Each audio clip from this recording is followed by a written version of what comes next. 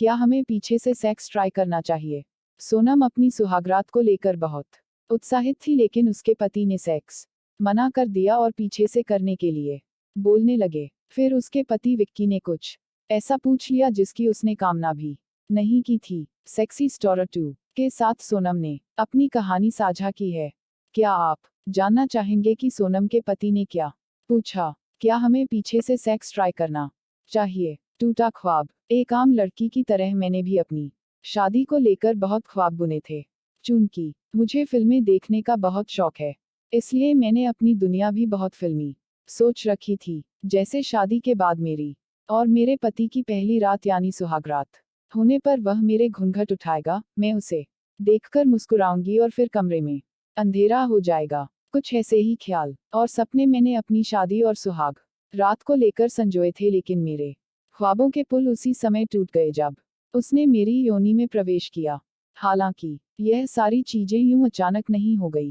पहले उसने मेरे माथे पर चुंबन दिया और मैंने भी उसे चूमा। फिर धीरे धीरे हम उस अवस्था में पहुंचे थे जब हम दोनों शारीरिक रूप से एक होने वाले थे, लेकिन मेरी योनि में जब उसका लिंग आया और उसने अंदर की ओर अपना पेनिस डाला, तब अचानक ही वह पीछे हट गया। मैं उसकी इस हरकत से स्तब्ध थी कि अचानक उसे क्या हुआ। इस पर विक्की ने मुझसे कहा, तुम्हारी योनि मुझे टाइट नहीं लग रही और अंदर भी बहुत खाली खाली सा लग रहा है।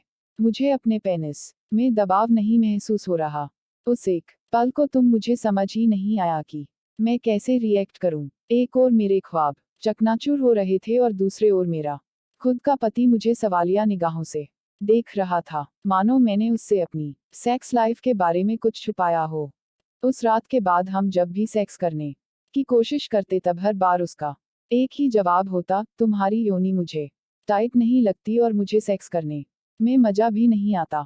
मुझे ऐसा लगता है कि तुमने शायद मुझसे अपने सेक्स लाइफ के बारे में कुछ छुपाया है, जबकि मैंने उससे पहले ही कह दिया था कि ना ही मेरा कोई बॉयफ्रेंड था और ना ही मैंने इससे पहले कभी सेक्स किया है। लेकिन उसके सवालिया निगाहों के जवाब मेरे पास नहीं थे, इसलिए मैंने डॉक्टर से सलाह लेने के बात सोची। 2 हफ्ते इसी तरह बीत जाने के बाद मैंने विक्की को डॉक्टर के यहाँ चलने को कहा। हालांकि पहली बार में तो उसने मना ही कर दिया, लेकिन मेरे मनाने के बाद वह तैयार हो गया और अगले दिन सुबह ही हम डॉक्टर के यहाँ पहुँच गए।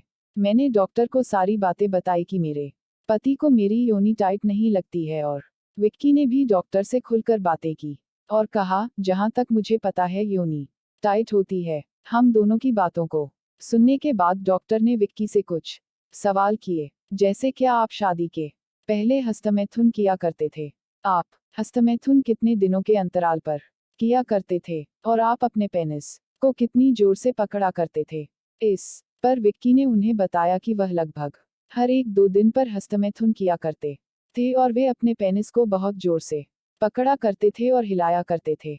इतना सुनने के बाद डॉक्टर ने मेरे पति को कहा, आप जिस तरह की टाइट योनि के बारे में सोच रहे हैं, जो आपको हस्तमैथुन के दौरान अपने ही हाथों द्वारा महसूस होती है, तो उस तरह का खिंचाव या टाइटनेस आपको योनि के अंदर महसूस नहीं होगा, क्योंकि योनि के अंदर का लचीलापन हाथों के लचीलेपन और टाइटनेस से बिल्कुल अलग है।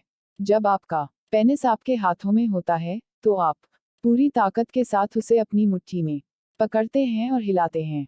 योनि के अंदर ऐसी कोई चीज नहीं मौजूद होती जो आपको आपकी मुट्ठी के जैसे महसूस हो, इसलिए केवल योनि को टाइट होने से आप किसी भी लड़की को उसके सेक्स लाइफ के बारे में सवालिया निगाहों से नहीं देख सकते, क्योंकि उन्होंने इस बात पर जोर दिया कि योनि सेक्स हाथ से हस्तमैथुन से अलग है। योनि की मांस पेशियां लचीली इलास्टिक होती हैं और जब कोई सेक्स करता है तो वो लिंग के प्रवेश के लिए खुल जाती है।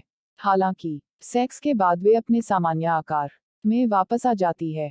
विक्की डॉक्टर के बातों से पूरी तरह सहमत दिखाई दे रहे थे और उन्हें इस बात का एहसास भी हो गया था कि ज्यादा हस्तमैथुन करने के कारण ही उन्हें योनि के अंदर टाइटनेस की कमी महसूस हो रही है। डॉक्टर ने उन्हें कुछ दिन तक सेक्स ना करने और हस्तमैथुन ना करने की सलाह दी। करीब 2-3 हफ्तों तक हमने इंतजार किया और सेक्स से परहेज किया। इस दौरान हमने महसूस किया कि हम अपने अंदर बदलाव को महसूस कर पा रहे हैं।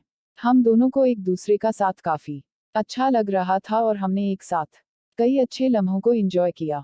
साथ ही डॉक्टर की सलाह भी काम आए और अंततः हम दोनों ने एक साथ बहुत एंजॉय किया और खुल के एक दूसरे के साथ उन लम्हों को जिया। सही समय पर ली गई डॉक्टर की सलाह ने हमारे रिश्ते को बचा लिया। अच्छा लगा हो तो लाइक और सब्सक्राइब तथा शेयर जरूर करें हमारे चैनल सेक्सी स्टोरी आर 2 में इसी तरह कहानी पाने के लिए आर धन्यवाद।